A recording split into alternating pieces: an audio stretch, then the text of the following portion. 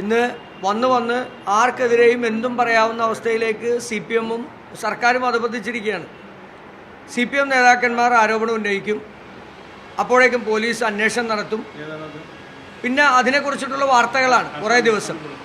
ഇപ്പോൾ ഷൈൻ ടീച്ചർക്കെതിരായി ഉന്നയിച്ച ആരോപണം കോൺഗ്രസ് ഉന്നയിച്ച ആരോപണമല്ല. ആ ആരോപണം ഉന്നയിച്ച വ്യക്തിയെ VS അച്യുതാനന്ദൻ്റെ പ്രൈവറ്റ് സെക്രട്ടറി ആയിരുന്ന KM ഷാജഹാനാണ് അത് ഓൺലൈൻ ചാനലിൽ കൊടുത്തത്. അതിനുശേഷം ഒരു പത്രത്തിലും വന്നു. അപ്പോൾ ആ പത്രത്തിൽ വന്നതും ഇതും കോൺഗ്രസ് പ്രവർത്തകരായിട്ടുള്ള ആരെങ്കിലും പ്രചരിപ്പിച്ചിട്ടുണ്ടെങ്കിൽ അത് നടപടിയായിട്ട് ഇപ്പോൾ പോലീസ് പോവുകയാണ് അങ്ങനെ പ്രചരിപ്പിച്ച ആളുകൾക്കെതിരായി നടപടിയെടുക്കാനായിട്ട്.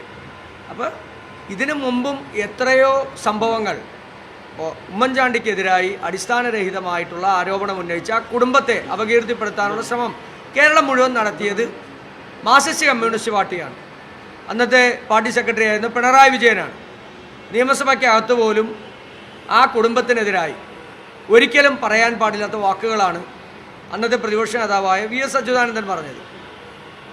അദ്ദേഹത്തിൻ്റെ മക്കൾക്കെതിരായി നിരവധിയായിട്ടുള്ള ആരോപണങ്ങൾ ഉന്നയിച്ചു. കേരളത്തിലെ കോൺഗ്രസ് നേതാക്കന്മാർക്ക്, നിരവധി കോൺഗ്രസ് നേതാക്കന്മാർക്ക്, വളരെ പ്രായമുള്ള PJ കുര്യൻ സാറിന് വരെ എതിരായി എത്രയോ ആരോപണങ്ങളാണ് ഉന്നയിച്ചത്.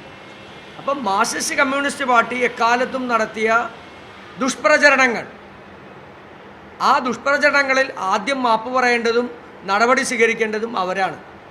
ഇന്ന് ഇത്തരത്തിലുള്ള ചർച്ചകളിലേക്ക് കേരളത്തെ ഇത്തരത്തിലുള്ള ഒരു തരം താഴ്ന്ന രീതിയിൽ, ഒരു നിലവാരമില്ലാത്ത രീതിയിലേക്ക് ഇന്ന് കമ്മ്യൂണിസ്റ്റ് പാർട്ടിയും ഇടതുപക്ഷവും ഈ ചർച്ചകളെ കൊണ്ടുപോവുകയാണ്.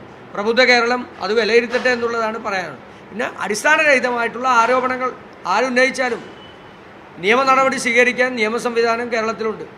കോൺഗ്രസ് ഒന്നും അല്ലല്ലോ, UDF അല്ല കേരളം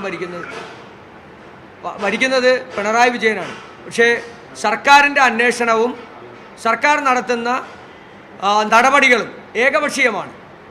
കോൺഗ്രസ് നേതാക്കന്മാർക്കും കോൺഗ്രസിനെതിരായി മാത്രമാണ് നടത്തുന്നത്.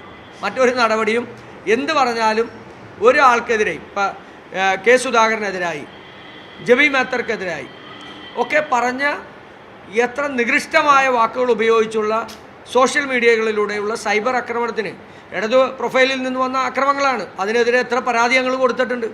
ഒരു പരാതിയും ഈ അന്വേഷണ ഉദ്യോഗസ്ഥന്മാർ, ഒരു നടപടിയും, ഒരു വർഷക്കാലത്തെ പരാതിയെ കുറിച്ച് അന്വേഷണ ഉദ്യോഗസ്ഥന്മാരോടും SP-യോടൊക്കെ സൂചിപ്പിച്ചു. ഒരു നടപടി ഇതുവരെ സ്വീകരിച്ചിട്ടില്ല. അപ്പോൾ വൺ സൈഡഡാണ് അന്വേഷണങ്ങളും അറസ്റ്റും, വൺ സൈഡഡാണ്. അത് സർക്കാരിന് ഭൂഷണമല്ല എന്നുകൂടി പറയാൻ ഞങ്ങൾ ആഗ്രഹിക്കുന്നു.